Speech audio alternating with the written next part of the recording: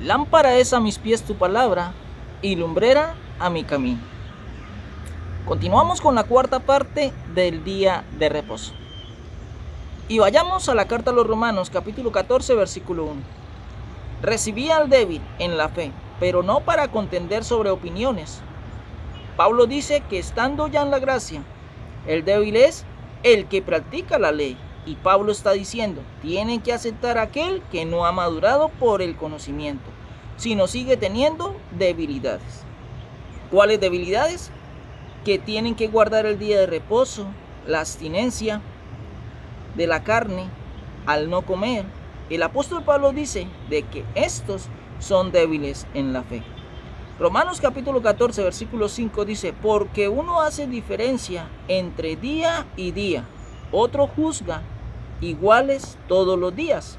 Nosotros los gentiles redimimos todos los días, en que sean buenos, actuando en conformidad en la voluntad del Señor. El versículo 6 dice, el que hace caso del día, lo hace para el Señor, y el que no hace caso del día, para el Señor lo hace. El que come carne, para el Señor come, porque da gracias a Dios, y el que no come carne, para el Señor no come, y también le da gracias a Dios. Aquí el apóstol Pablo nos está diciendo, no se pongan a discutir por eso. El conocimiento que yo adquiero es para instruir a aquellos que quieran ser instruidos, y el que no quiera, déjelo y no contienda con él. Romanos capítulo 14, versículo 14 dice, yo sé y confío en el Señor Jesús, que nada es inmundo en sí mismo, mas para el que piensa que algo es inmundo, para él lo es. Esto quiere decir de que yo, al igual que Pablo, estoy convencido de que no tengo que guardar ningún día en cuanto al día de reposo.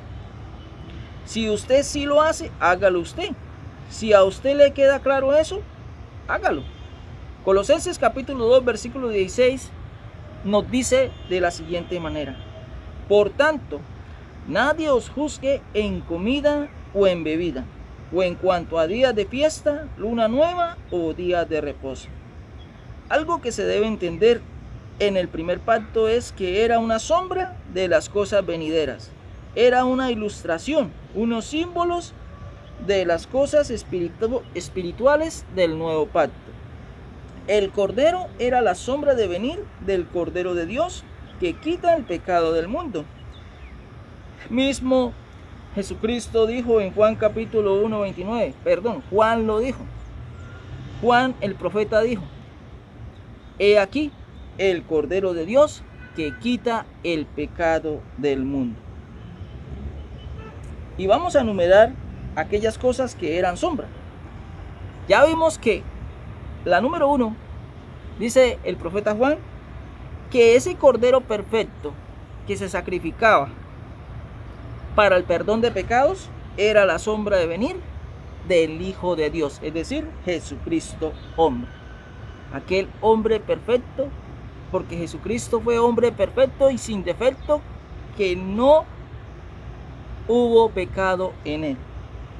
Entonces el Cordero que se sacrificaba de un año perfecto, sin defecto, era la sombra de venir del Cordero de Dios, es decir, el Señor Jesucristo. Segundo símbolo, o sombra. El candelabro de 7 brazos era la sombra de venir del Espíritu Santo de Dios.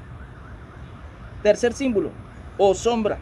El altar del incienso era la sombra de venir de las oraciones de los santos. Cuarto símbolo o cuarta sombra, el lugar santísimo era la sombra del cielo.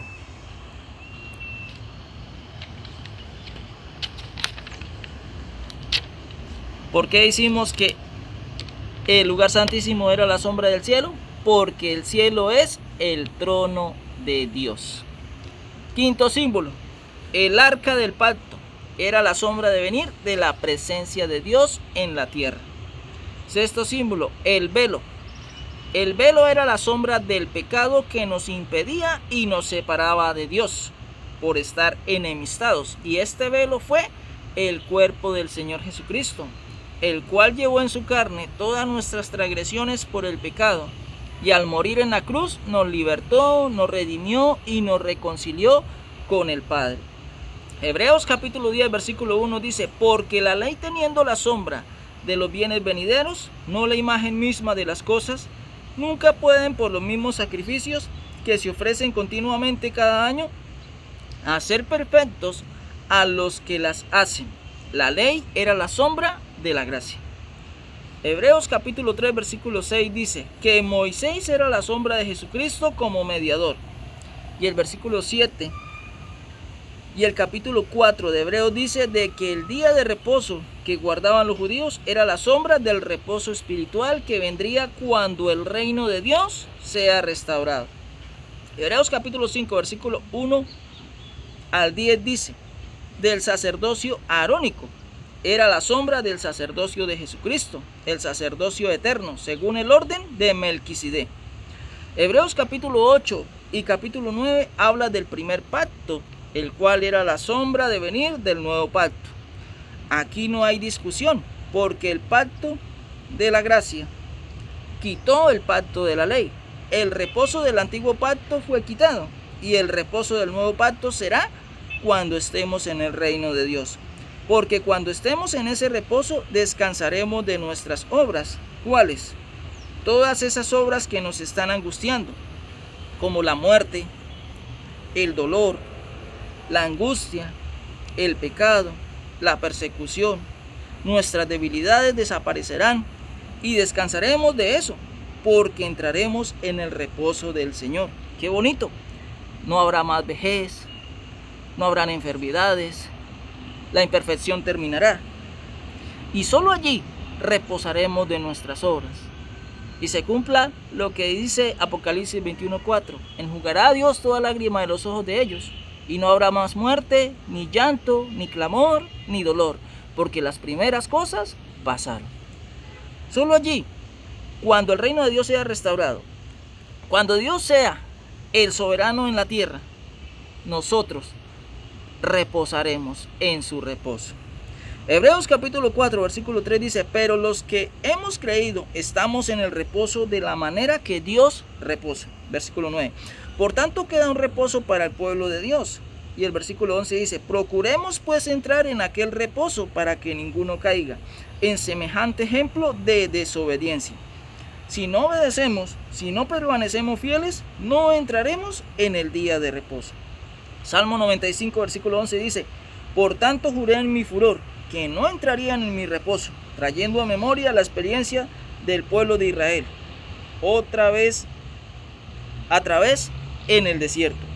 El día de reposo espiritual es superior al reposo que le dio Dios a Israel. Entendamos eso. No podemos asemejar o comparar el reposo que le fue dado al pueblo de Israel al reposo espiritual que nosotros anhelamos, guardamos y confiamos de que sucederá, pero cuando Dios recupere su reino en la tierra. Nosotros también descansaremos de nuestras obras, de aquellas obras que nos afectan, de aquellas obras que nos afligen. Nosotros solo allí descansaremos, y ahí sí entraremos en el verdadero reposo. Israel fue afligido en Egipto, fue esclavizado. Mientras estuvo en ese cautiverio, no reposó. Pero cuando Dios lo libertó de ese yugo, de esa esclavitud en Egipto, y lo introdujo en la tierra prometida, Israel descansó de sus obras, descansó de la esclavitud. Lo mismo pasa con nosotros. Cuando el reino de Dios sea restaurado, descansaremos de nuestras obras, y solo allí entraremos en el reposo de Dios. Mis amados en el Señor, Dios nos bendiga.